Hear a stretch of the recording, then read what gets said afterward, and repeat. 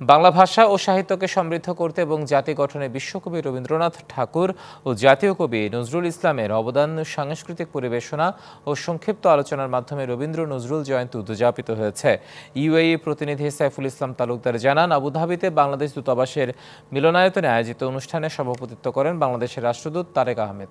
মোহাম্মদ এহতেশাম ও মোহাম্মদ আবিরের যৌথ সঞ্চালনে এতে সম্মানিত অতিথির বক্তব্য রাখেন ফরেন সার্ভিস একাডেমির মহাপরিচালক ইকবাল আহমেদ এবং বিষয়ভিত্তিক বক্তব্য রাখেন বাংলাদেশ সমিতির সভাপতি প্রকৌশলী মোয়াজ্জেম হোসেন। অনুষ্ঠানে উপস্থিত ছিলেন মিশন উপপ্রধান শাহনাজ আক্তার রানু, ইউএই বিএনপির আহ্বায়ক কমিটির সদস্য জাকির হোসেন খতিব, প্রকৌশলী মোহাম্মদ আলী সহ দূতাবাসের অন্যান্য কর্মকর্তা কর্মচারীরা।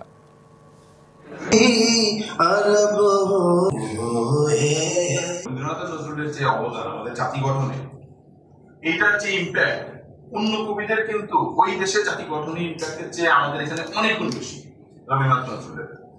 এবং তারা আমাদের ভাষাকে সমৃদ্ধ করেছেন, আমাদের সংস্কৃতিকে সমৃদ্ধ করেছেন। বাংলা ভাষাকে না শুধু, বাংলা সাহিত্যকে না শুধু, আমাদের জীবনের একটা অনন্য সাধারণ ইন্সপিরেশন।